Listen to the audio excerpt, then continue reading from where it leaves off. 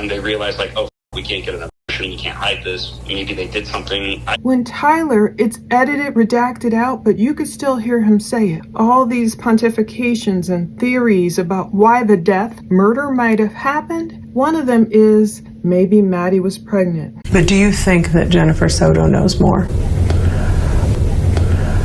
Was Jen a good mother?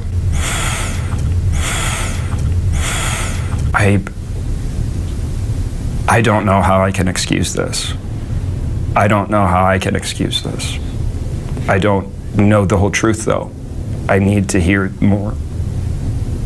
I need to hear more to answer that question. Shannon Butler, WFTV Tonight.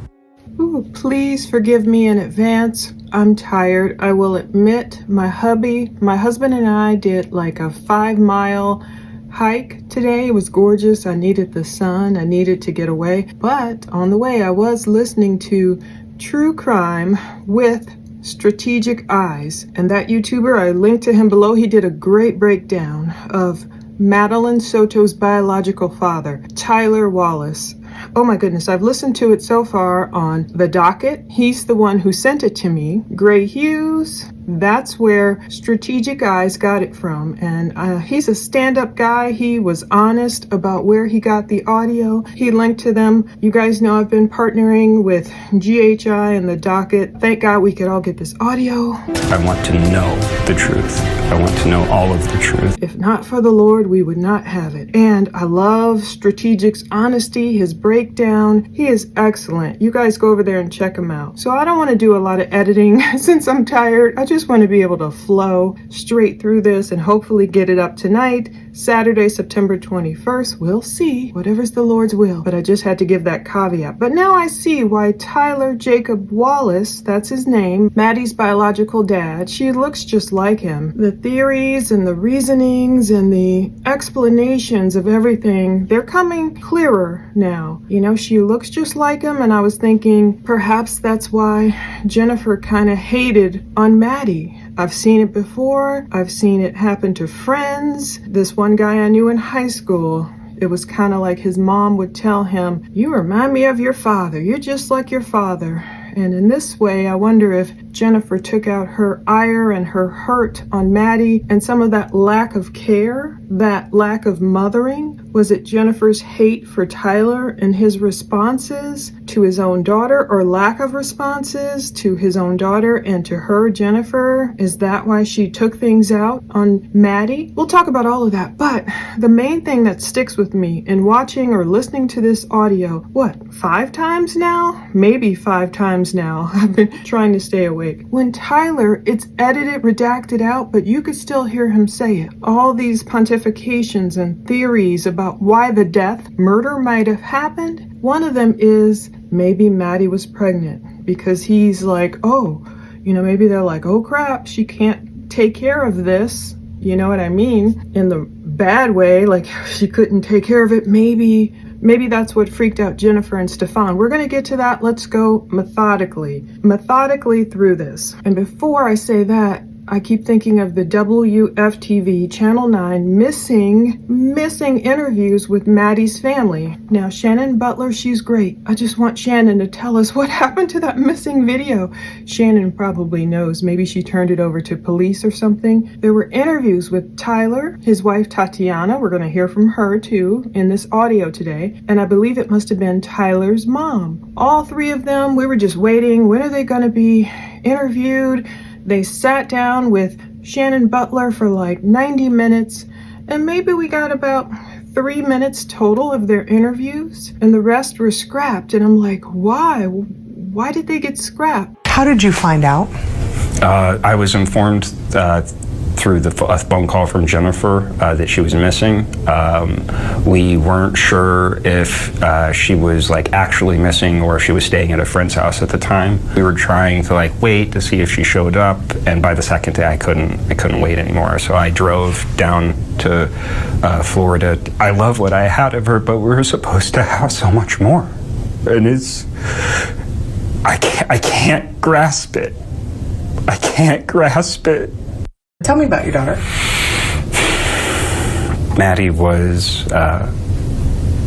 just the most important person to my wife and I. She was just full of joy. There's so much more to that interview. We sat with that family for about 90 minutes today. They are in town not only to try to get those ashes, but there is a community vigil tomorrow that they are planning on attending. They just couldn't believe how much community support they did receive. We heard the most from Tyler, and Tyler was like, every dad knows what I'm thinking, and he said he only saw Stefan. He's not sure if he ever met him, but he saw him on Instagram, and he explained some certain things. Tatiana's snippet was so brief. She was whispering something, leaning in closely to Shannon, and we never heard from the grandmother. I mean, unless I missed it, I was looking, I was on it. I was like 6 o'clock, 9 o'clock, 11 o'clock, whenever they come on, I was looking for these interviews and never found them. So were they scrapped for a reason? Did they not? Did the family say things that didn't come out right?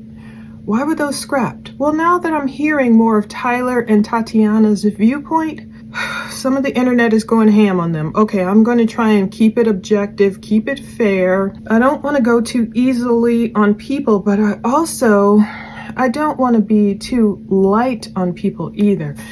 Judge not lest ye be judged. I don't want to judge anyone harshly. I'm not perfect. I'm no perfect person. I've made my mistakes. Let's dig into these interviews. Plunder. True crime The date audio. is March 11, 2024. The time is 2:02 p.m. It's a reference case number 24001896. Person present are myself, Detective Morris, Detective Smallwood, and we're going to be calling Tyler Wallace, who is the biological father of Madeline Soto. The phone number we're calling him at is 281. Plunder. True crime audio.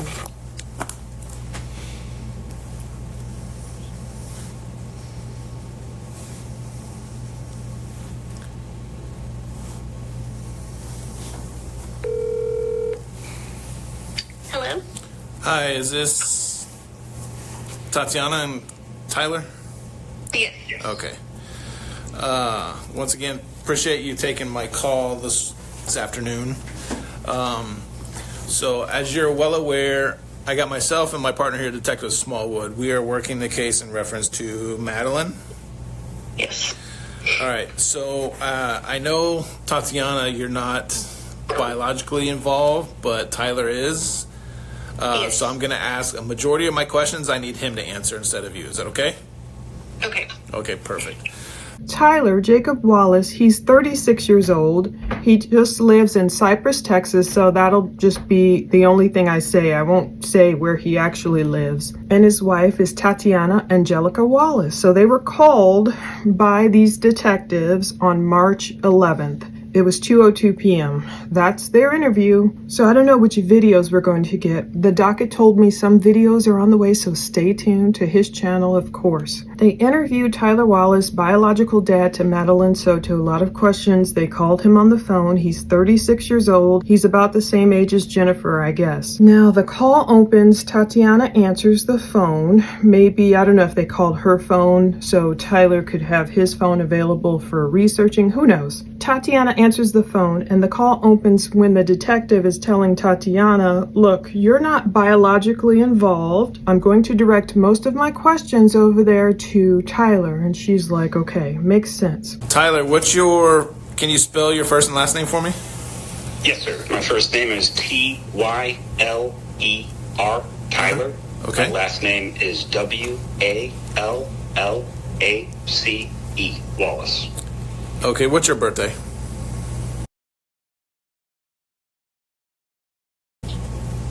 Okay, what's your current address? My current address is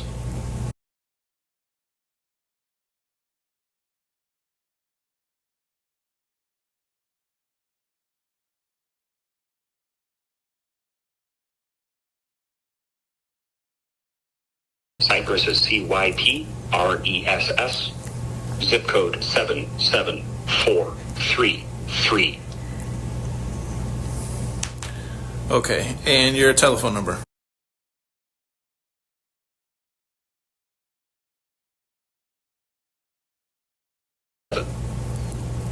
Got it. Okay. So once again, first of all, I want to express our condolences to you.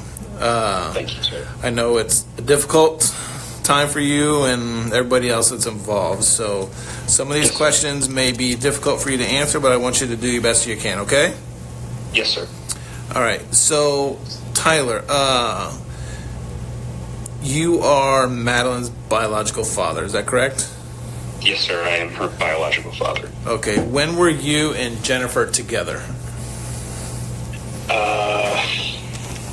I was.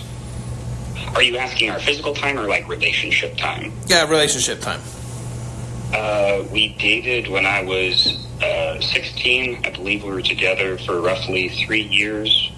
And then we ended up having an encounter in 2009 from which Maddie was born. Okay. We were not together at the time. I was with my wife. We were engaged. Well, we weren't engaged yet, but it was around that time. Got it. Okay. Were you in Florida here, or where were you guys at?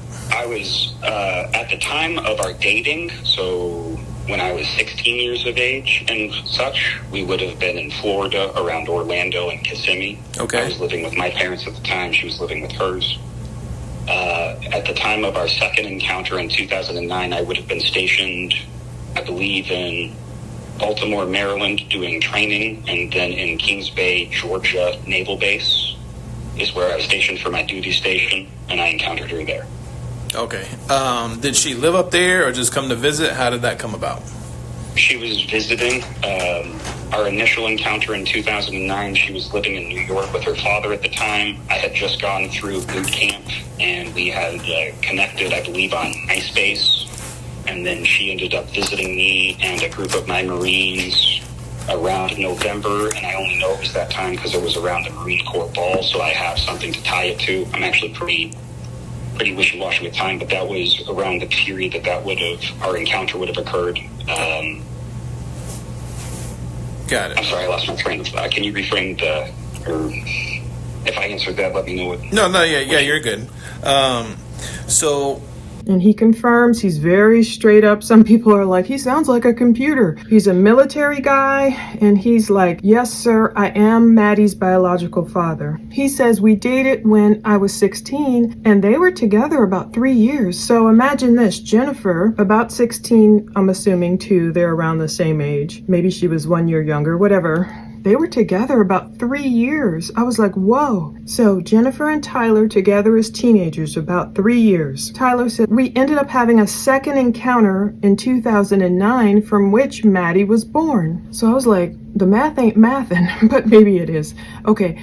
Maddie was born February 2011. So they had this second encounter. He's very formal at first, the way he speaks. You know, my heart goes out to these two. I'm not trying to make light of their pain. I can't imagine the amount of tremendous pain these two faced. But Tyler had his second encounter in 2009 with Jennifer when Maddie was born. So I'm trying to do the math in my head. If I could just add really quickly, let's just say 2002, let's say, if they dated when they were teenagers for about 3 years together. You know, Jennifer was probably like, oh, I want to marry Tyler. You know, if she's with a guy for 3 years, she probably thought he was the one. But no, something happened. They broke up or whatever. 2009, a few years later, they hooked back up. And then Tyler, he does get a little stuttering, like here, it wasn't me. But no, he just says he wasn't engaged to his wife, Tatiana, at that point. But I'm assuming he knew Tatiana. It was kind of not clear there. At the time when they were dating, I guess, you know, he's explaining he and Jennifer were in Orlando and Kissimmee. At the time of our second encounter, I would have been stationed in Kings Bay, Georgia Naval Base. Okay. And then he talks about Jennifer living in New York with her dad in 2009, but they connected on MySpace. Remember MySpace? Like our top 8 and all those people or whatever. But he says Jennifer came and visited him. And he almost, it sounds a little shady because he's like, she visited me and some other Marines because it was during the Marines ball. Maybe he didn't mean for it to sound that way, but it kind of came off like Jennifer came down here to hang out with all the Marines. I don't know, that part was a little weird to me, but he's verifying. The detective is saying, you guys weren't dating at the time she was conceived? That's correct, Tyler says. So maybe Jennifer did just catch up with him on MySpace and say, oh, I'll come down there and hang out with you. And I don't know if she was hanging out with other friends and it was just kind of a hookup, but it's more than a hookup. Okay. From now we've heard, oh, it was just a one-night stand between these two. I thought they had barely known each other. I thought Tyler and Jennifer, barely said boo to each other. Oh, it was just a one-night hookup, and then she got pregnant. And I was like, that's weird. But it turns out they had dated when they were teenagers for 3 years, and then they got a little older, found each other on MySpace. She came to visit him. It probably wasn't one-night stand like we thought. But anyway, Maddie was conceived. You guys weren't actually dating at the time she was conceived, is that correct? Yes, sir, correct. Okay. How much involvement have you had in Maddie's life?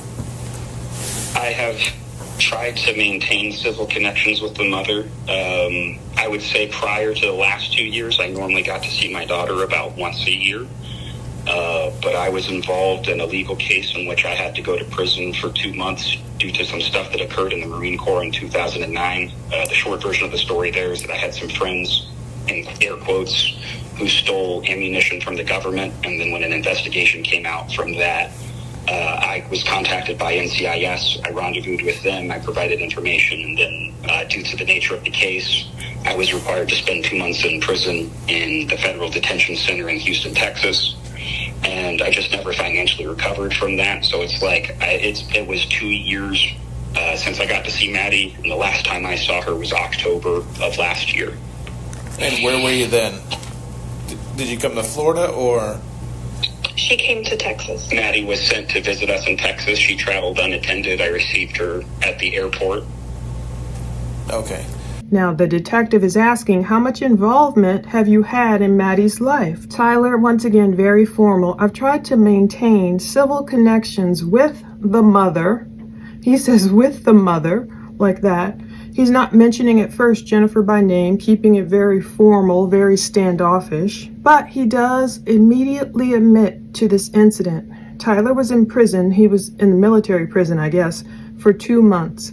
He had blamed his friends for stealing ammunition in Houston, and he's never financially recovered from that. That's what he said. Thanks to the chat over there on Strategic Eyes, we got more information, and I was able to confirm what they were talking about. According to the Tribune Georgian, I'll put these links below to everybody, a former Marine has been sentenced to 2 months in federal prison for helping bury stolen ammunition and explosives from Kings Bay Naval Submarine Base. Tyler Wallace has pleaded guilty to theft of, that's where you have to go buy a subscription. So I was like, I'll just look for it somewhere else. I found earlier news on news4jax.com, Kings Bay, Georgia. It says 6 U.S. Marines are facing federal charges after the thefts of small arms ammunition and explosives from an armory at Naval Submarine Base Kings Bay, according to indictments obtained Tuesday by News4Jax. Now, I didn't find the indictments. I was looking,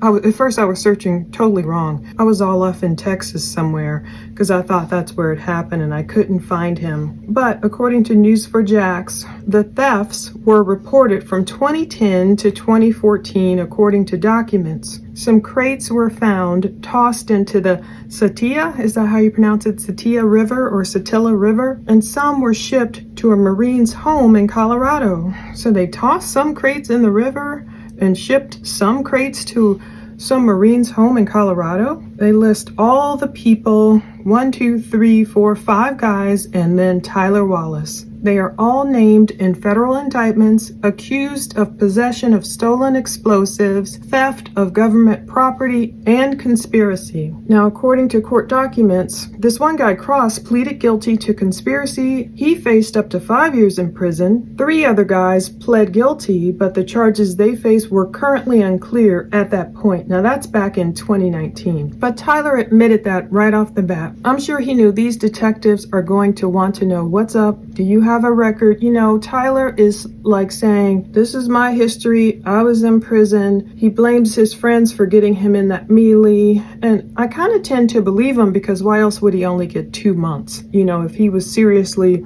some ringleader stealing ammunition, I believe he would have gotten a lot more. But he's saying it as a way of explaining that jacked up my 2020, you know, all this, and earlier, I guess, all this stuff he was going through financially, it really hurt him. He's going to talk about. He said, it was 2 years since I got to see Maddie.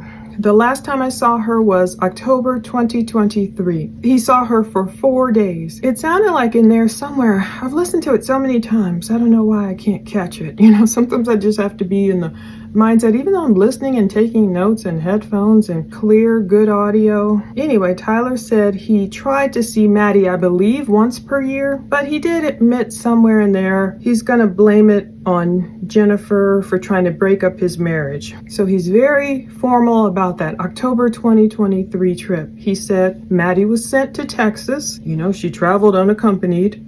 I received her at the airport. You know, you want to be like, okay, I get it. I'm not making fun of him, but he's just, you know, at first. Then he breaks down. He said, I'm not contacting Jennifer, and I desire to receive updates outside of the family. So at this point, unfortunately, we know 10 days earlier, Maddie's body had been found on March 1st. This is 10 days later. This man is still trying to take it in. I have compassion. I know, yeah, the internet is probably canceling him and going after this man. And maybe he's not the picture of the stand-up guy we thought he was. Like, oh, the dad, you know, Jennifer's crap, but this dad tried to get Maddie and he tried to fight for her, and Jennifer was probably alienating him. I don't know, maybe a little bit of that might have happened, but then we're seeing more clearly, okay, maybe that wasn't quite the case. How would you describe the relationship between you and Jennifer right now? I am not contacting Jennifer, and I desire to receive updates outside of the family. All the information I have regarding my daughter has been passed to me through her family, and I just right, I get that, but what was your guys' relationship leading up to all of this? I tried to talk with Jennifer as little as possible.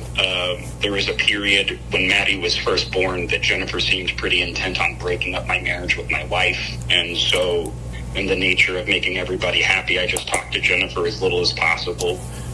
Which is why I had so little contact with Maddie growing up. I only just recently started reaching out to Maddie through like Skype and stuff, where she was able to, or not Skype, excuse me, what did we use? I think we used like Instagram or FaceTime, but we would use like video chats and voice chat to start talking. And so I was starting to get a deeper relationship with Maddie, and then this occurred. Okay. So you say you contacted her through social media. What Yes, do you list yourself on different social media accounts? What is your like screen names? My screen names? Yeah. Usually my screen names will all be a variation of my email. I can give you my email, but it's going to be CPTHRDCR. So most of my screen names are like a variation of that with like a 13 behind it. But I have like on Facebook, it just says my normal name. I believe Instagram, I come up as like CPTHRDCR13. I'm not 100% sure that. Then I'm bad at managing all of my social media accounts. I'm locked out of like half of them right now. Okay. All right. All right. So you said you and Jennifer, you haven't had that cordial relationship. So, but you started I would say our relationship has been cordial, but it is a surface level cordialness maintained on our side to guarantee access with Maddie, because I was never able to afford to go to court to get my custodial rights established with her. Okay. And you said you started reaching back out to Maddie last year on a more consistent basis? Sir. Yes, sir. She was coming up on the age of 13, and so the last time I had stayed, when she had visited us in October, I was basically talking to her about how she would feel about coming to live with us in Texas, if that was something she would be interested in. And she expressed that she would be interested, but she didn't say why or what. We just kind of left it at that, and it was something I was going to talk to Jennifer about, but just hadn't yet. Okay. How was Madeline when she come to see you? in October? She seemed to be in very good spirits, but a thing I kept saying was that I don't know if this will make sense to you, but I can give you the context if you need it. She reminded me of a character from a show called Euphoria, in the sense that there was just an emotional weight about her that I did not understand what was the cause.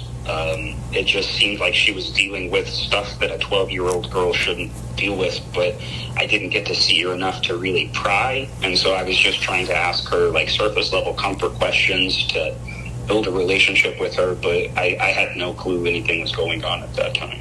Got it. How long was she out there visiting you? She was with us for 4 days in October. Okay.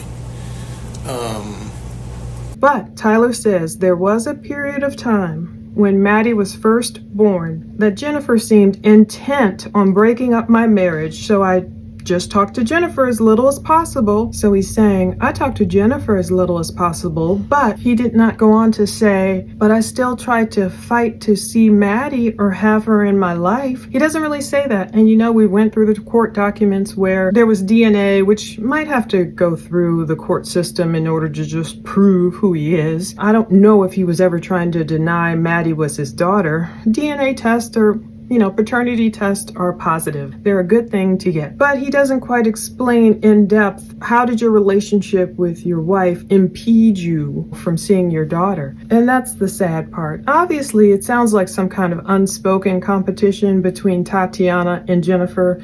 Tatiana's going to talk about later, Maddie, bless that girl, how Tatiana would be snarky, have the nerve to be snarky, say snarky comments about Jennifer to her own daughter, which, I'm sorry, as a stepmom, you have to try and take the higher ground and at least not do to the child. Like, what did she say to Maddie? Like, your mom is this or that. And Maddie, we're going to hear her response. Maddie took the high road as a little girl, as a 12-year-old. Anyway, there was little contact between Tyler and Maddie growing up. He admits it. It was only within the last 2 years I started reaching out to her. I think we used Instagram or FaceTime, video chats, voice chats. So they start asking Tyler about his screen names. He gives this long, I'm surprised he wasn't like Alpha, Bravo, like he gives this long name. It's variations of his email. He talks about being bad at managing his social media accounts and he's locked out of half of them. I get it.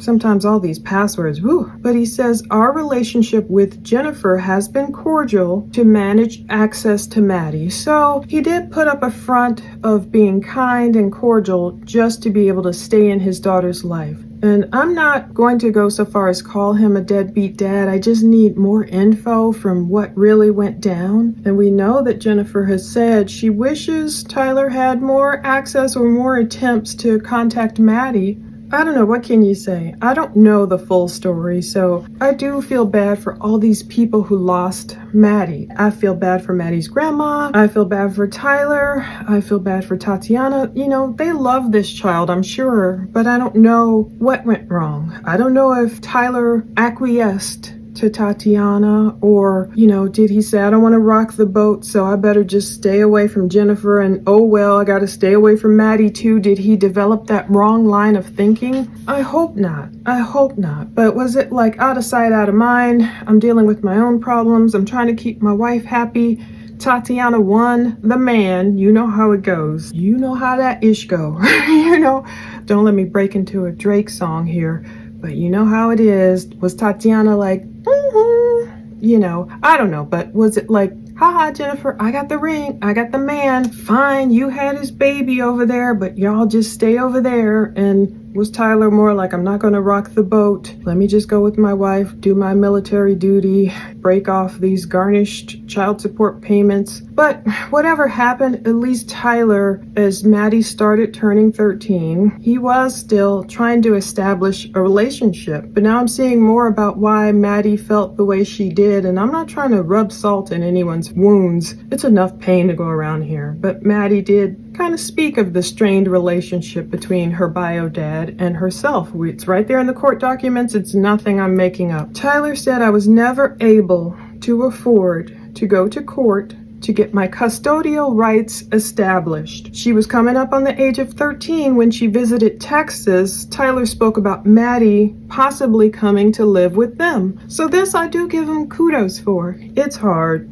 Maybe Tyler knew whatever mistakes I made in the past. Number one, maybe he regretted sleeping with Jennifer. Maybe he just wanted the friends with benefits without the baby. But that's how it happened. You know, he's gonna diss Jennifer for how could a molecular biologist or whatever Stefan wasn't, but who Tyler thought he was. That's a whole nother part we'll get to. Like, how could somebody like him want her or whatever? Tyler, whatever mistakes he made in hooking up with Jen, you know, I do think he dodged a bullet. Even though he dated her for 3 years when they were teenagers, he hooked back up with her. Maybe it was convenient in 2009, but he knew who he wanted. He married Tatiana. I think that was probably the right move, you know, but there was Jennifer. And so he probably dodged a bullet from making Jennifer his wife. But maybe as he got older, you know, you get older, you turn 30, 35, you become more introspective. I got saved when I was 30, so I always have a heart for turning 30.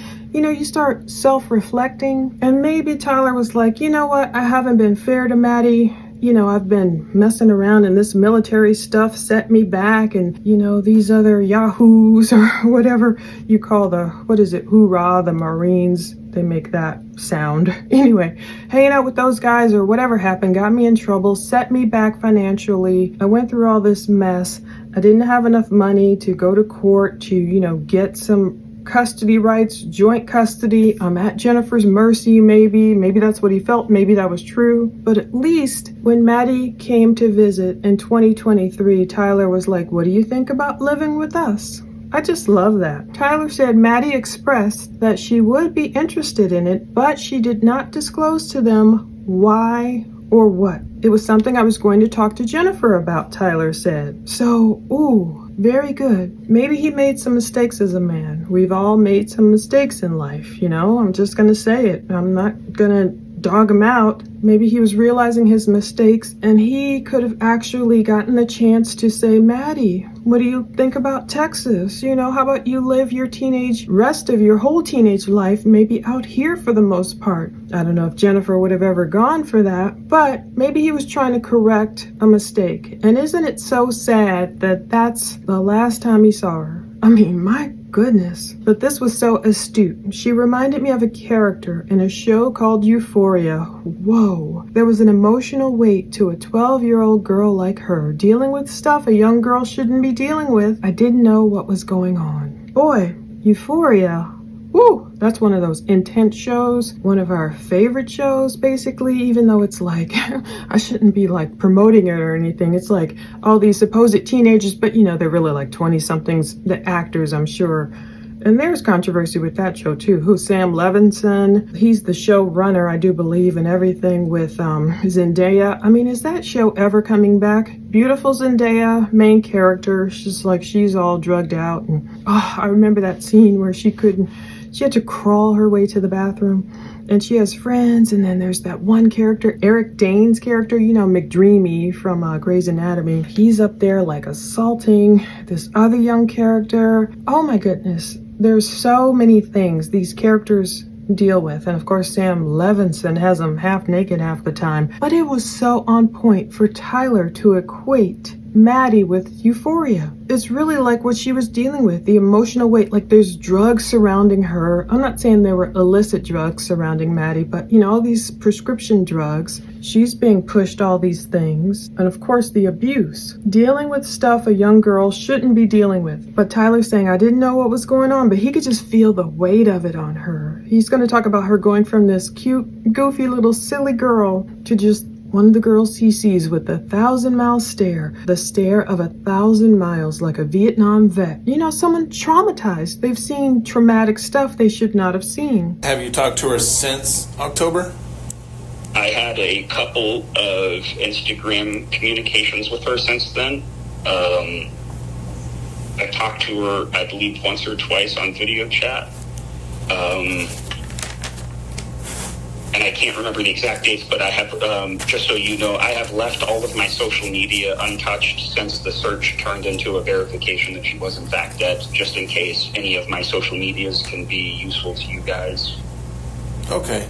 At the end, I'm going to give you my email address. If you can just send me screenshots of your conversations with Maddie or any that you may have had with Jennifer. Yes, let me write that down real quick. Screenshots of conversations with Maddie or Jennifer. Yeah.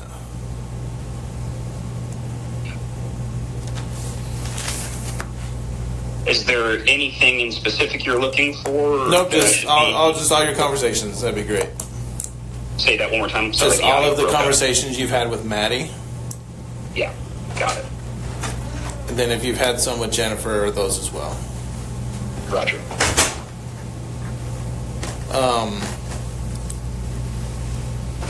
So how did you come about to hear what happened with Maddie?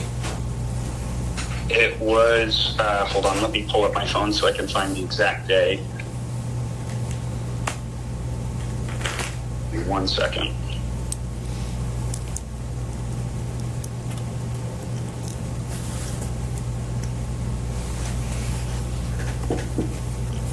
Monday, February 26th, or possibly, it was either the 25th or the 26th. I had just worked a shift in Texas, in Cypress, Texas, at my place of employment, which is, and the time on deck was around 4 or 5. The time on deck when I received the call was around 4 or 5 p.m. Interrupted. Jennifer called me and said that she had been informed by the school that Maddie never arrived at the school that day. And I asked Jennifer what she knew at that moment. She seemed distressed, but I told her, because she was trying to give me a bunch of stories about who had taken who where, and I said, I don't care about details right now. I need to know what you know. Where is Maddie? She did not know. And I said, how long has she been missing? And she said, since this morning. And then I said, okay, I need you to get in contact with the police department if you haven't already, and I would like you to continue to update me. And then she said, okay.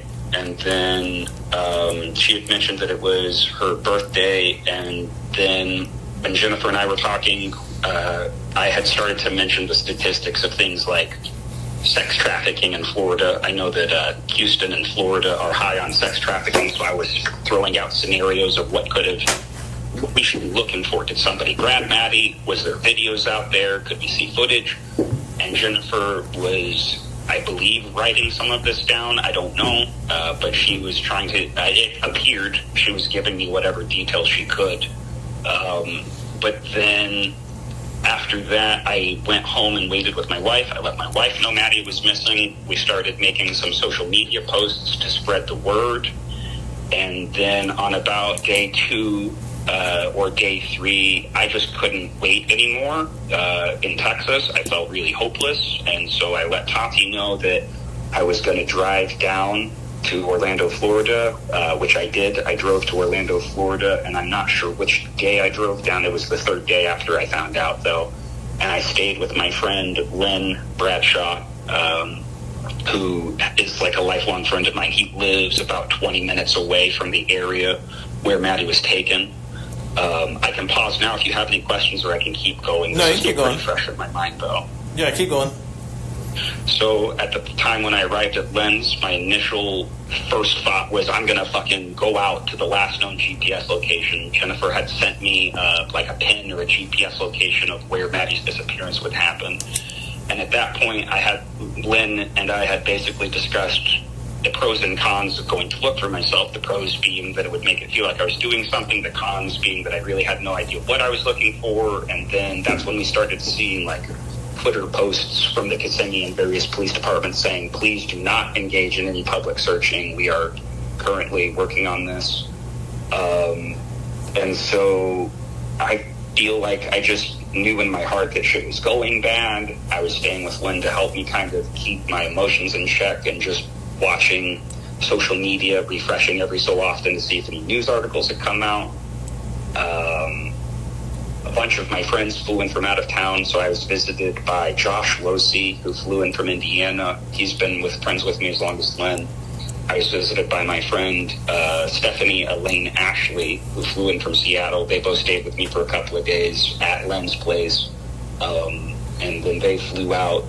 And then my wife, Tatiana, flew in. At this point, I lose track of which days or when because it just all kind of blends together. But I took notes. So if you need specific dates of when I was interacting with people, I should be able to dig that up. It's not off the top of my head. Okay.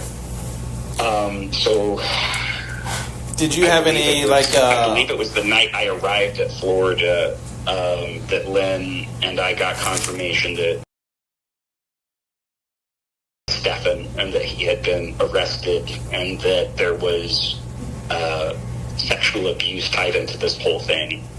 And how did you hear that? I honestly can't remember when I finally I had been trying to not listen to the news, so I'm not sure when I actually finally concluded that Maddie was dead. I can't remember if it was reading an article or if I had gotten a call. Maybe you called me. I don't really remember who told me. I just remember kind of the day that it happened. Okay, how did you hear the news about him being arrested? Did Jennifer tell you, or did you see it on the news? I was informed of Stefan being arrested by Tati. Who told you? And then the news told me. Okay. The press conference. All right. When you were here, did you and Jennifer see each other? The only time I saw Jennifer was when I made an appearance for, I'm not sure if it was an official funeral, but I have pictures from the location and the name of the funeral house. It was a funeral house. They say that Maddie is going to be cremated in the next couple of weeks, but there was a closed casket that Jennifer's family was there, and I arrived with my separate party. I believe all interactions between me and Jennifer happened on a camera in the main thing of the funeral home. I did not speak with her anywhere else but in the funeral home. I hugged a few of her family members, and I hugged her at one point, but we shared very few words, and I was not a big fan of the hug. It was more for social purposes, but... Yeah, I mean, in all honesty, our main focus right now is Maddie. Okay. Yes, sir. Not the relationship you and Jennifer have or have not had or whatever. That's acknowledged. So I don't know if some of these questions are difficult because of Tatiana is listening or whatever, but I don't want to, like I said, our main focus right now is Maddie. So yes, sir. The hardest thing has already happened, which is she's dead. And I am not okay with that. But for the purpose of cooperation and for the purpose of your investigation, I'm willing to go through emotional pain to get there. So just please continue asking what you need, and I will keep you apprised of my emotional condition. No, I appreciate it. So he talks about having a couple of Instagram communications and video chats with Maddie since that time, since October 2023. And he told them, I've left my social media intact since basically Maddie was confirmed dead. So he wants them to know I haven't been monkeying around and changing stuff and, trying to make stuff seem like it isn't. So they move on to the day, Monday, February 26th, when Jennifer told Tyler Maddie was missing. He said something about it being 4 or 5 p.m. I don't know if he's talking Central Time or Eastern Time. He mentions his company, and there's so many things I've gone through and redacted, phone numbers, addresses, personal stuff. But Jennifer called Tyler and said Maddie never arrived at school. And I like Tyler saying, Jennifer was trying to give me a bunch of stories about who took who where. Tyler didn't want to hear all that. He's like, look, get in contact with the police if you haven't already. Makes sense. He's like, just the facts, ma'am. Basically, why are you trying to I think he was feeling like, if I can just presume some things here, Tyler was feeling like, why are you giving me all this runaround story about who dropped who off where? And she was probably up there like, Stefan dropped off Maddie close to school, near school. She was supposed to go to school. Her same old spiel. But Tyler did start thinking like, oh, Houston and Florida are high in the trafficking. So, maybe that's what happened to Maddie. He didn't know. But he did let his wife know, Tatiana. And they went ahead and made social media posts. He was still in Houston. It was day 2 or 3. He said he couldn't wait anymore. He felt hopeless, so he drove down to Orlando straight, and he stayed at his friend Len's house. And then they were sitting there. He's like, what am I going to do? Maybe we should search. And he starts cursing, and his emotions are coming out. And Tyler said he saw a Twitter post saying, Don't search from Kissimmee PD. Basically, they knew already. They knew what was the deal. Kissimmee kind of knew a bunch of people didn't necessarily need to go out searching, like as if Maddie had run away or if she had,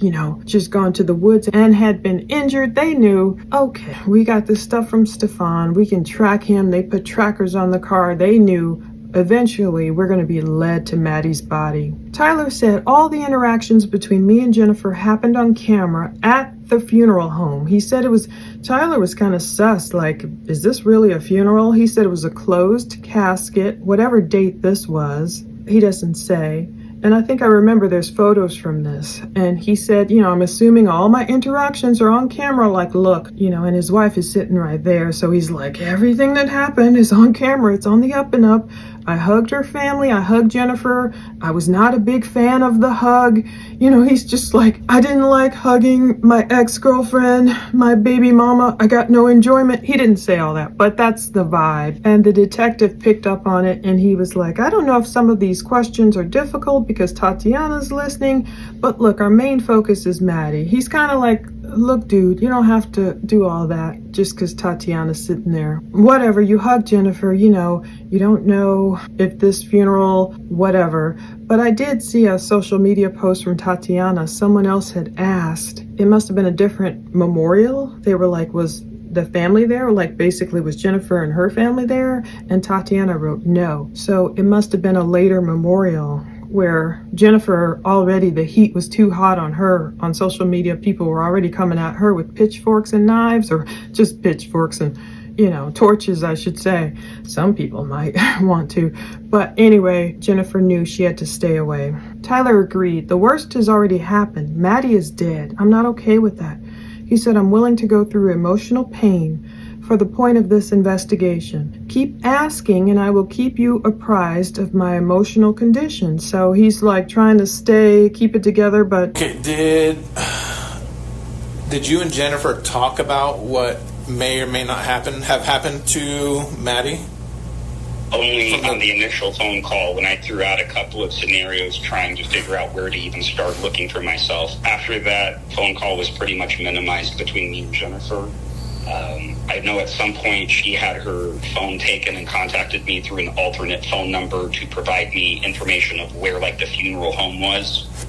So I was in text communication with her infrequently throughout my stay in Orlando for stuff like that. I have attempted to comfort her before I realized that Maddie was dead, but that I don't think I was in Florida. That was over the phone when I was like, hey, this isn't your fault, that kind of stuff. But it's one of those things where as more and more information comes out between you and me, I'm becoming aware. I don't know what Jennifer did or didn't know. I don't know if she was aware of this happening or not. And the context of if she knew and was enabling, or if she is as much of a victim as Maddie, will dictate how comfortable I am having any for. Frankly, I'm not interested in contacting her family ever again anyways. But it's one of those, if Jennifer is much as a victim of this as I am, I'm content to just let them live their life in privacy. But I swear to fucking God, if I find out Jennifer was involved and enabled this, I will take whatever legal action I can. Okay. I just need a second. I'm sorry. I'm ramping up. I just need a second.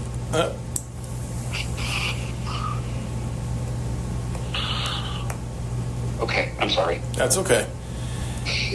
Do you think it was normal for Jennifer to call you when she went missing? Or did that seem kind of out of the blue because you guys haven't had much communication? Jennifer almost never tells me anything. I think the only reason she told me is because she realized that I was going to find out eventually. Okay. But I can't confirm or deny that. That's just me speculating. Okay. Has she told you in the past what any issues that Maddie may have had or has not had, like parenting stuff? Or about 2 years ago when I was in prison is when I heard that Maddie had received a diagnosis for autism, which is something that I always thought that maybe I dealt with, autistic traits that I have. And the short version of the story here is I believe my daughter did not have autism, and I believe I don't have autism. I believe we have autistic traits that are symptoms of PTSD.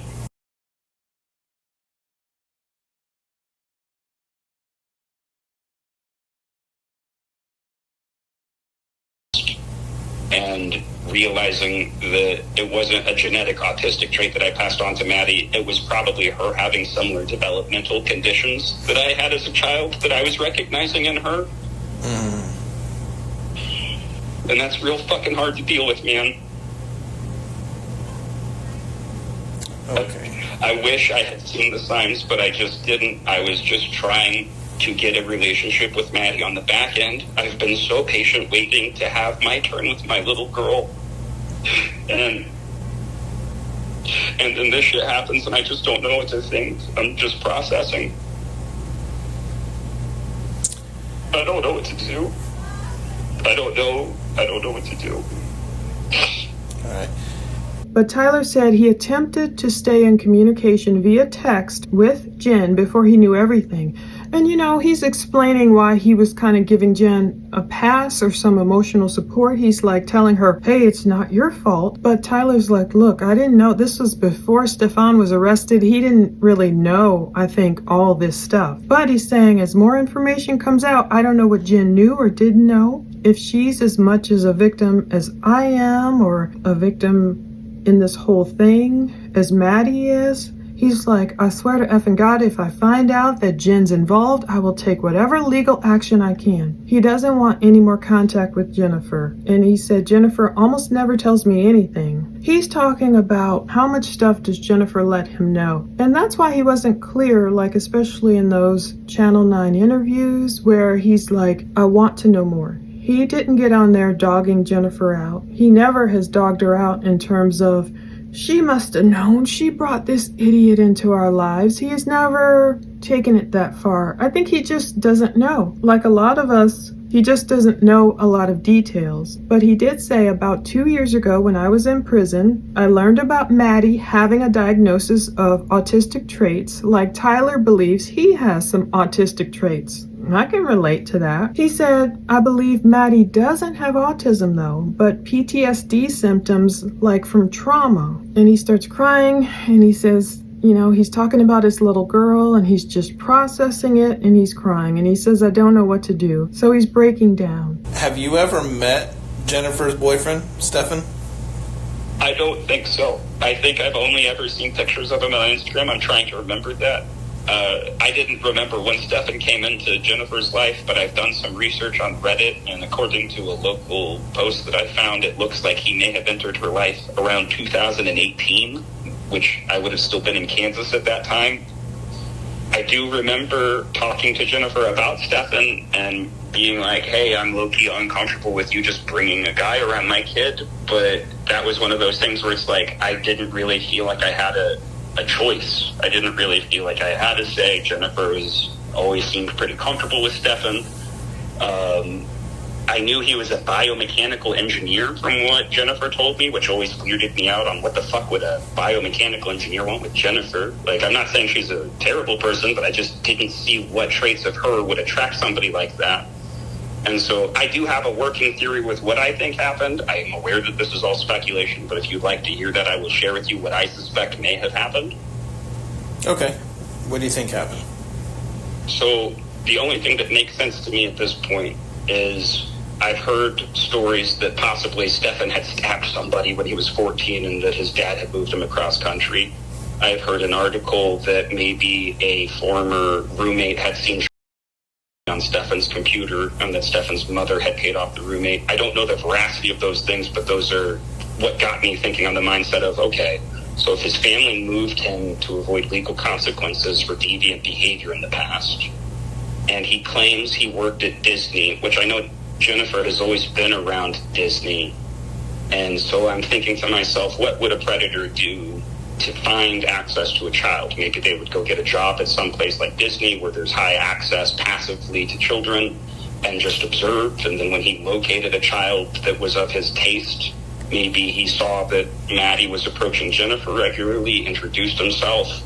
It has always been my opinion that Jennifer has not been as attentive of a mother as I would like. I feel like my daughter got passed around Jennifer's family for things like daycare quite often, and that whenever I wanted to get into contact with Maddie, it was difficult because I never knew when she was going to be home or available. And I think that maybe Stefan saw that as a predator and saw that that was a pretty easy environment to insert himself into their life. I then suspect he set up a and at what point I become curious watching shows like Dexter or things like that is, okay, what fucked up their schedule then? How did he go from this patient calculating monster who did all of these things to being emotionally incompetent and disposing of a body off the side of a fucking road? I just don't understand what changed their behavior. And I say there because I started watching. It took me a couple of days to have the emotional space, but I started watching interviews of them when they were reaching out to the news outlets. Jennifer told me they were going to reach out to the news outlets when Maddie was missing, so I knew she had done that, but I just hadn't watched the interviews.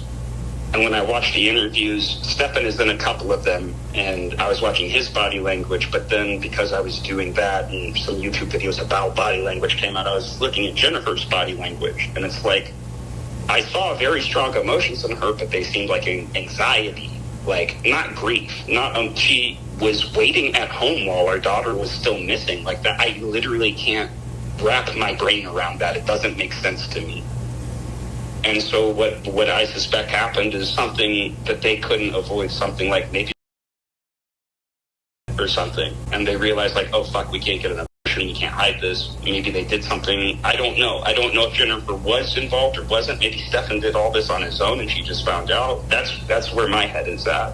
Tyler doesn't think he's ever met Stefan. This part was crazy. Jen said Stefan was a biomechanical engineer.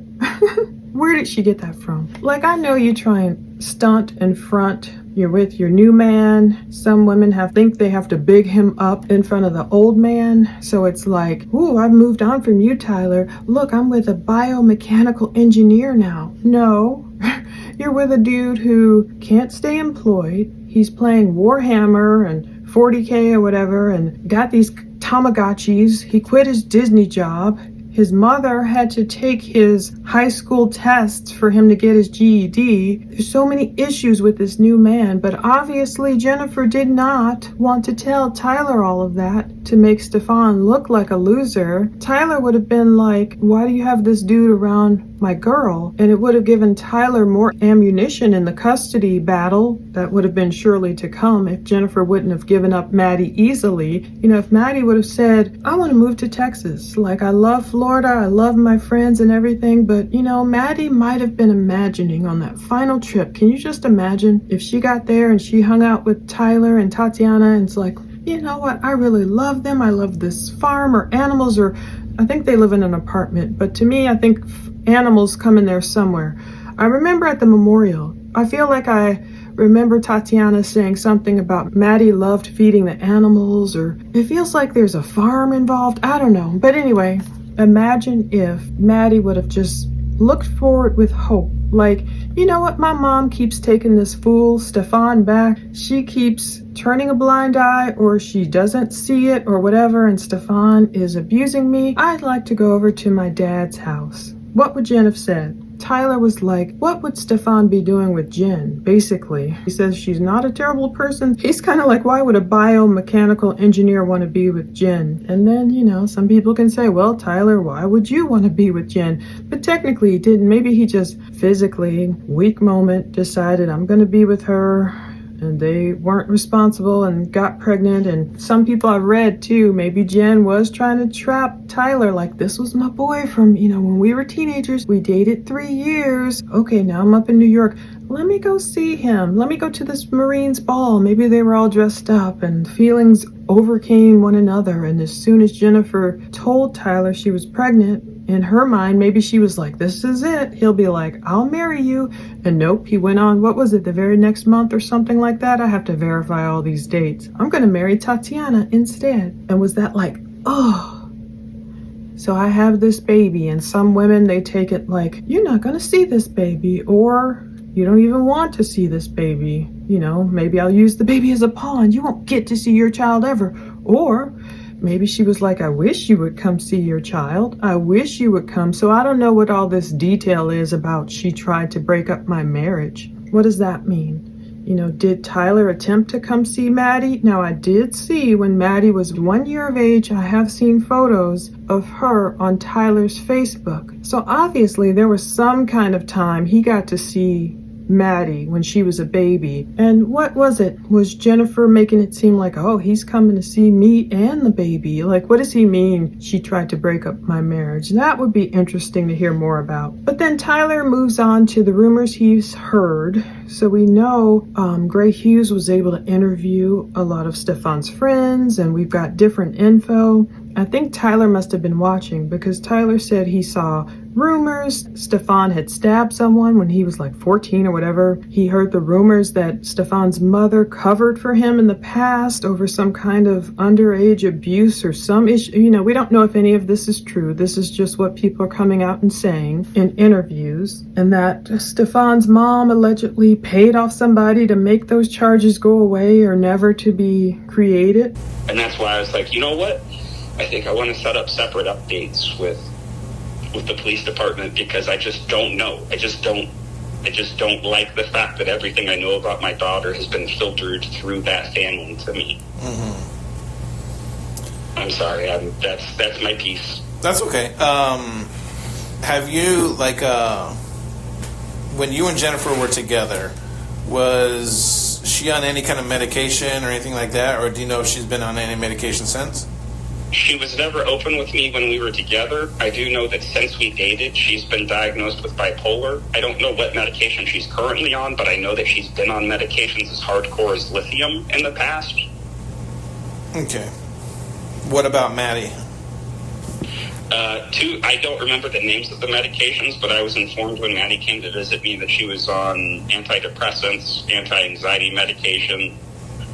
Do you know the names of them? Yes, hydroxyzine was one of them. She would take at night. I didn't feel comfortable giving because I take hydroxyzine to go to sleep, and I only and so I was only one while she was here with us visiting. The other one was Miralax, so she could go to the restroom regularly. Okay. Now, when you were giving her the medication to help her sleep, did she have a prescription bottle with her? Yes, there's a prescription bottle. And on the prescription, did it say? So that's what the doctor has prescribed her? Mm-hmm. Okay. Tyler, did you have any discussions with Jennifer about medicine that Abby was taking or Maddie was taking? Never.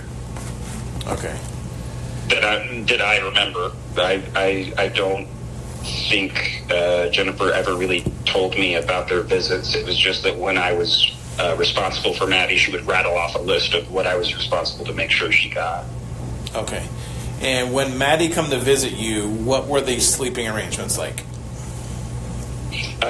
Maddie slept in the bed with Topsy. I wanted to sleep with them and kind of make a little Maddie sandwich, and she was not very keen on that idea, so she made sure that I slept on the couch. Sometimes we'd cuddle, but that was the sleeping arrangements. Is usually she'd sleep in the bedroom with Topsy, and I'd sleep on the couch. Okay, whose idea was it to have what you referred to as like the Maddie sandwich? Who wasn't uncomfortable with it, Tatiana or Maddie? I believe it was Maddie who was uncomfortable with it. She didn't straight up say, I don't want to cuddle, but she would cuddle with me when it was just me and her, and I believe she'd cuddle with you when it was just you and her, but when we were together, she would become a little bit more shy, is the word I would use. Gotcha. Okay. Now, when she would sleep at night, me having children myself, sometimes children, they kind of flop all over the place when they're sleeping. Did you notice anything like that with Maddie? Yes, but I will say I also sleep like that, and Tati had commented on how Maddie sleeps just like me. I very much thrash a lot, and Maddie was a kicker and a mover and a thrasher. Okay, did it seem like she got good night's sleep, or she was up and down? She, once I gave her the medicine, she was fine. She would go to sleep. Without the medication, she was more like me, though, where insomnia would set in, and in the evening, our emotions would... She literally told me one night, I'm so sorry, my medication is wearing off. I'm having big mood swings. They're crazy. And so Yes, I would wake up with like an elbow in my face, but to get her up in the morning was the issue, because she never wanted to get up on like the first shake or not even the second. So I just chalked it up to her being more like Tyler, because it takes him a while to get up in the morning. Mm-hmm. But No, you think it was the medication? yeah. All right. Do you know? You may not know this. Do you know if Jennifer was taking that same type of medicine? I have no idea. Okay.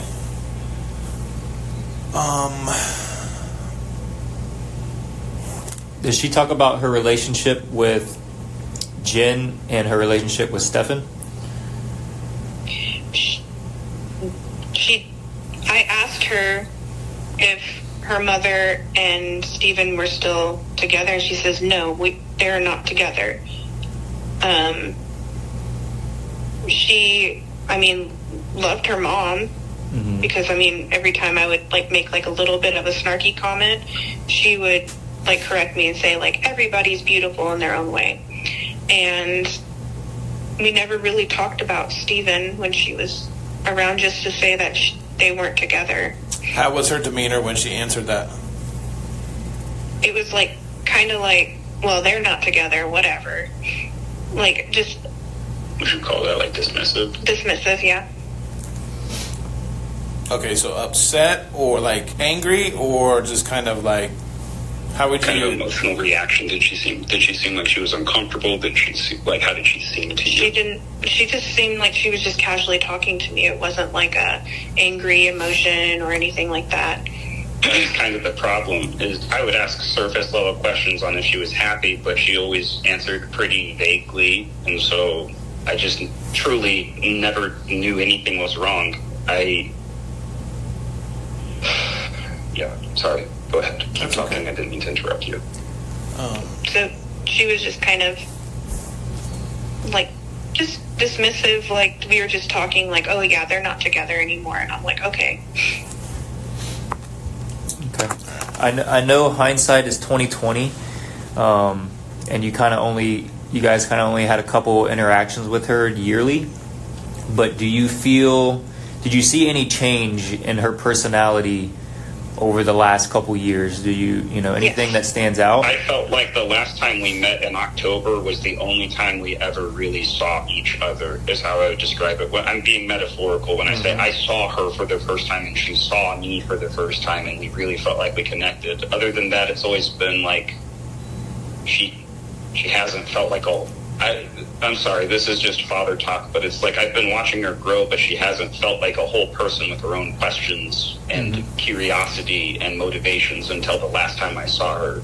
She seemed like more an adult than a child, and it's not that it bothered me, it's just that it made me curious on what caused the sudden change in growth. Like, she went from being a silly little girl to being what I would describe as a Euphoria character, which Euphoria is a show all about kids who are dealing with crazy levels of trauma. You're referring to the show with I think her name is Zendaya. Zendaya, yes. Okay. And I watched that show recently with my wife, and then when my daughter came to visit, I couldn't stop thinking about that show. Just because I don't know how to explain it. These young girls have this 1,000-mile look on their face that I would expect out of like Vietnam veterans, not fucking little girls. Like, I'm not saying that there wasn't trauma there. I'm saying as a man who has experienced trauma, that's what confuses me, is how so many young girls have that look in their eyes of like. How often did you have contact with Maddie prior to October? How often? It was infrequent, unfortunately. I struggle with ADHD, and so did Maddie, and what that looks like for us is really bad time blindness and realizing you haven't talked to people for months and then reaching out awkwardly and trying to. I would text her. But How often? I've How often always would you struggled text with her? regular communication, and earlier in Maddie's life, Jennifer used to give me really big issues about that, and then I thought Jennifer was growing as a person because I couldn't tell you when, but sometime halfway through Maddie's life, Jennifer just became a lot less judgmental and mean about it. She was just like, hey, I get it. You have stuff going on. We have stuff going on. And so I felt like that was us getting close. Like, I felt like that was Jennifer understanding us more at the time, but now I'm curious. All right, but going back to, you say it's infrequent on how many times you spoke with Maddie. So are we talking once a month? Some weeks we would talk every day just because our schedules allowed us, and then sometimes we would go, I think, a couple of months without really interacting in any way. Okay. All right. And that was pretty typical of our relationship. Just very high intensity communication for a time, and then kind of dormancy. Gotcha. Okay. Anything else? All right, so I will do my best to keep you abreast of this investigation. Whatever information I share with Jennifer, I will share with you. This is a pretty high-profile case, as you can tell by it's made national news and stuff like that. So the stuff that we release is going to be very minimal. And it's not to say anything against you and or Jennifer. It's just when we do these types of investigations, we keep a lot of stuff close-knit just because you have, if you want to quote-unquote, armchair quarterbacks that look into these things, and we don't need that happening. So, acknowledged. That's exactly why I stopped coming up with my own scenarios and wanted to reach out to you, as I realized I was myself joining in on the armchair quarterbacking, and that is very much not what we want to do in this situation. Yeah. So you may hear from me on a daily basis, or you may hear from maybe a few days or a week or so before I contact you again, okay? Completely understood, sir. Thank you. All right. Do you have any questions for us that we might be able to answer for you? Give me a minute to think. I'm sorry. You may ask whatever you have. Would it be possible if we could reach out to a victim service advocate? Yes, I will take your number down, and I will have our victim advocate reach out to you. Okay, because the press is kind of getting to the point where they're contacting us every day. So my question to you is, I was, until recently, physically in Orlando. I was originally going to try to make myself physically available to you guys, but frankly, the emotional weight was tearing up my friends' lives too. This is really heavy shit, and I'm just trying to take care of my family and myself. So my question to you is, do we need to be ready to come down there at some time, or are we trying to kind of make our way back to Texas at this point? I don't know what I should be doing in this case. Yeah, you can go back to Texas. If we need you, or if we need to become face-to-face with you to gather more information, something like that, we will make a trip out to see you. Okay, outstanding.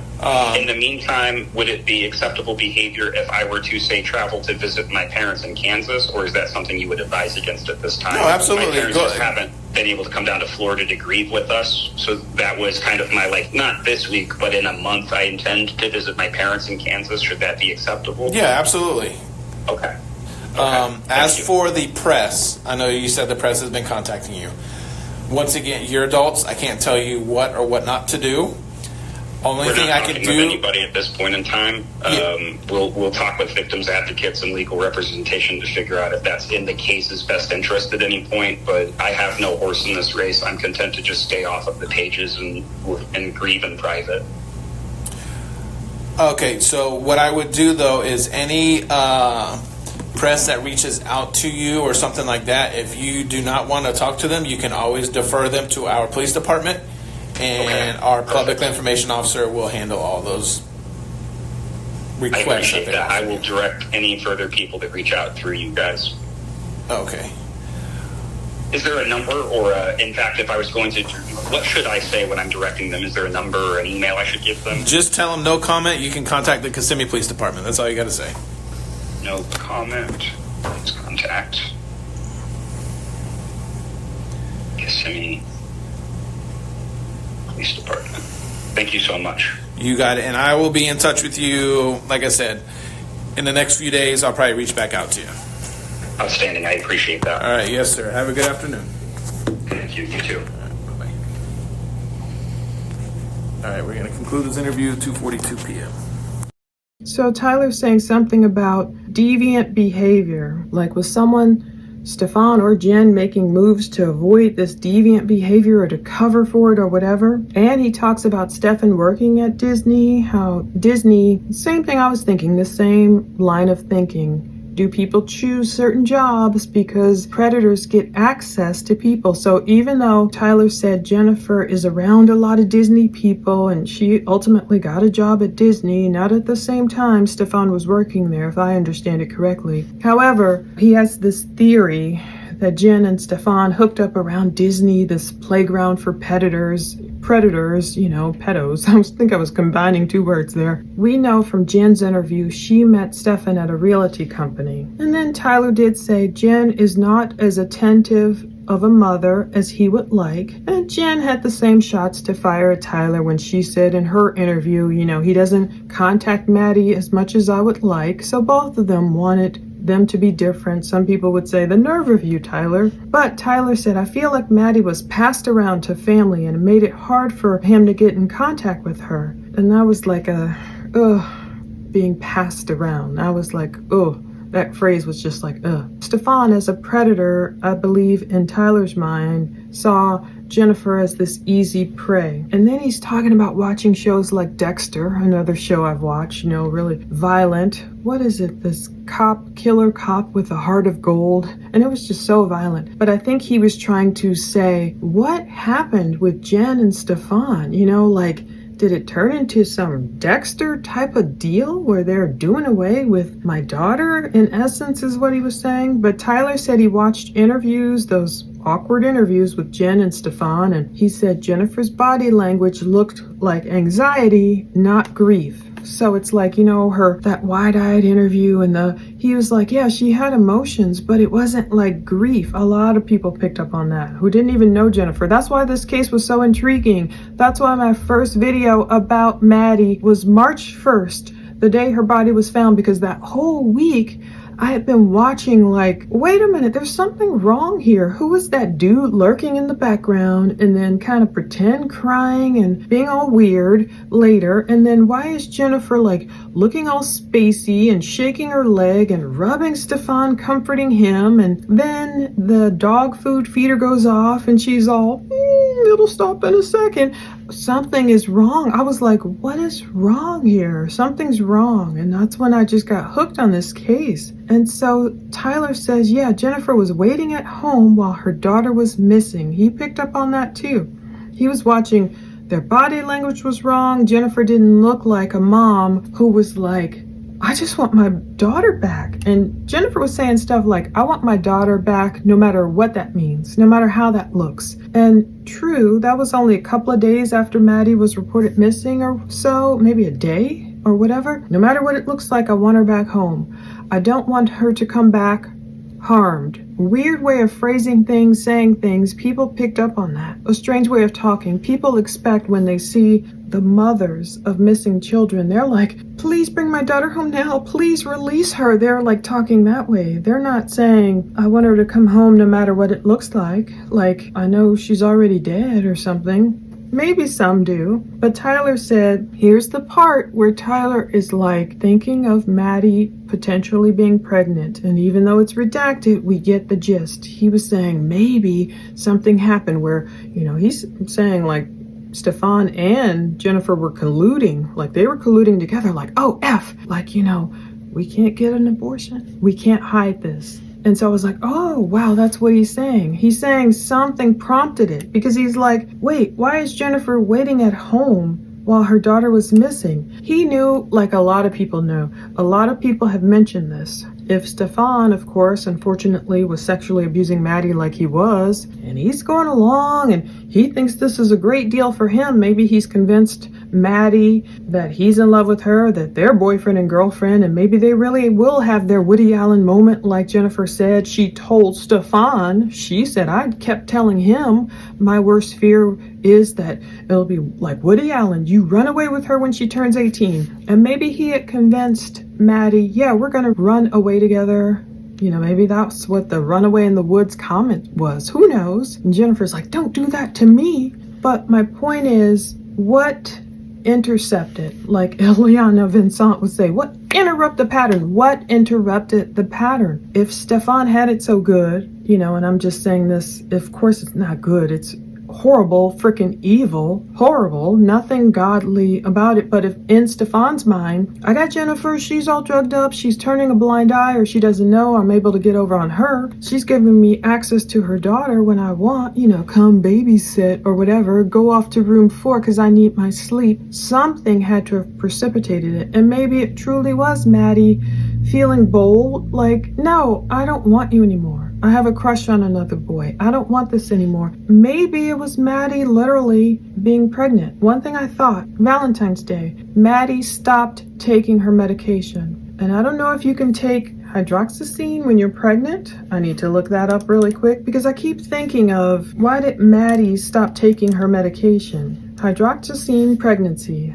You should not use hydroxyzine if you are pregnant, especially during the first or second trimester. So part of me is like, why would Maddie stop taking her meds February 14th? Okay, she was supposed to start her period February 1st. Did she, borrow one of Jen's pregnancy tests under the counter like Jen says she has, just right there available? Did she have another one? Did Maddie discover she was pregnant? Did Maddie stop taking her hydroxyzine because she's like, I'm going to keep this baby and it won't be good for the baby? Stranger things have happened. Did she confront Stefan and say, I'm pregnant, I want to have this baby? And did, like Tyler said, maybe something happened. OF, can't get an abortion, can't hide. So was it that point where they knew we can't hide this? Did they try and do some kind of at home, all the things, I won't get into it, that you can do to try and do that at home, or some ad hoc way, and then it didn't work? Or did Maddie say, I want to keep this baby, Papa don't preach, I'm keeping my baby? Like, what was the impetus? That's my whole point in all this yakking. And by the way, I should have said this earlier, I'm going to upload the, audio over on Patreon of this interview. If you don't want to hear me yakking, I'm saying this like 47 minutes later. But anyway, forgive me again. I just want to get through this. Something must have happened where Stefan, at least, maybe Stefan and Jennifer were like, nope, this can't go another day. This cannot, another day, can't risk it. We're going to talk about Jennifer's text messages too. So Tyler talked about the hardcore lithium that Jen was on at one point, and he doesn't mention it here. This is what I want to talk about. The text that Jennifer sent Tyler, presumably right before Maddie came to visit Tyler in October 2023. It's a very interesting timing, right before she's going to go see her bio dad, hasn't seen him in I don't know how long. Jennifer's like, hope nobody tries ish or touches Maddie or films her under the bathroom door. Now, Jennifer explained away to the cops, oh yeah, I do remember that text. Finally, she remembers, because I saw in the news, there was a story in the news where it was taped to the bathroom, the back of the toilet, and kind of covered a phone. Somebody was trying to tape some young girl or whatever. But to me, this is what points to Jennifer's guilt to me. Like, she's not trying to be a protective mother in my mind. Like Tyler says, Maddie was sent unaccompanied on a plane to Texas where he received her. I feel like Jennifer is like trying to set up a pre-defense. Hope nobody touches Maddie or tries stuff or films her, almost as if y'all notice something is wrong with Maddie, it must have been someone assaulting her on the plane, or if it gets down to the get down, it happened over Tyler's house. Something must have happened over there. I feel like Jennifer was like already forming her defense to figure out if y'all notice something is wrong with Maddie physically, in any way, mentally, hope nobody tries stuff on the plane. Maddie slept in the bed with Tati, her stepmom, and Tyler wanted to make a little Maddie sandwich. Now, some people, of course, are giving him crap for this because it does sound a little weird, like, oh, I want to make a little Maddie sandwich under the context that we know of what's going on now. But if you give everyone the benefit of the doubt, like I continually try and do, he could have been looking at this from just a cute, innocent dad way. Like, hey, you're here, let's all sleep together. Obviously, Maddie tended to like to not sleep alone. She slept with her grandmother. Like she said, she doesn't sleep alone.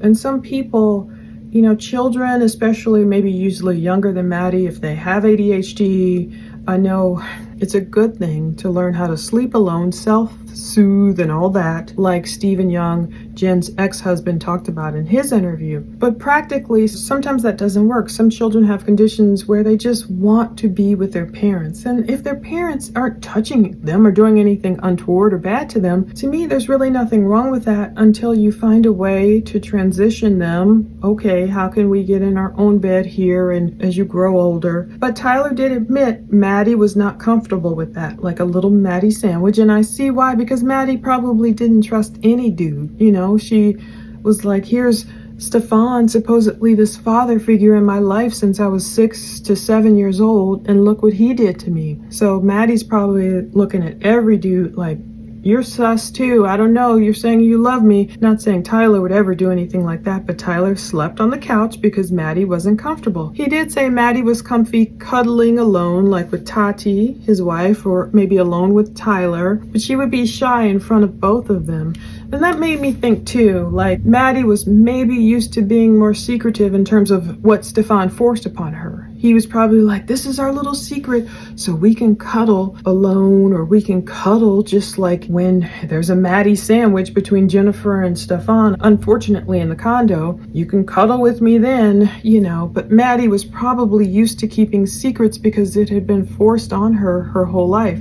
So maybe she was okay with cuddling with Tati alone, cuddling with Tyler alone, and trying to scope out the situation. But she was a thrasher, a kicker. She probably had night terrors. So much stuff foisted upon her horribly, you know, from Stefan. Tati said sometimes she would try and wake Maddie up and take an elbow to the face. Maddie did tell Tatiana that her mom and Stefan broke up. Now it sounds like Tati is calling Stefan Steven, so that gets more confusing. I was like, wait, what? I know she broke up with her ex-husband a long time ago. Anyway, Tati said she would make snarky comments and Maddie would say, everyone is beautiful in their own way.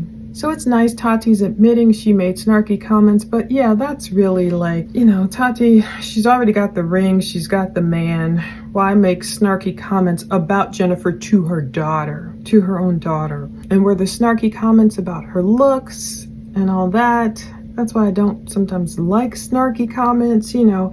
But Maddie rose up and said, everyone's beautiful in their own way. That was so nice. Tyler said, I saw her for the first time during that trip. It's like she saw me for the first time. He saw that Maddie she transitioned from like a silly little girl to a euphoria character, like the Zendaya show, the Zendaya character with that 1,000-mile stare, like heavy stuff like soldiers have to deal with, Vietnam vets. Tyler talks about his ADHD, time blindness. I have never heard that term, time blind, before. Now, Tyler saying it, Jennifer saying it, Stefan saying it. I was like, whoa. You know, I guess it means you just don't pay attention to time. And I don't like this. I don't like when people do this. I guess I understand it. But Tyler saying, look, he's going through his own issues and months may have gone by with him not talking perhaps to anyone, but especially not to Maddie too. And Maddie would fall in there, you know, not talking to her too. But Tati said, you know, she would text her. So Tatiana tried to stay in touch. But I don't like that. I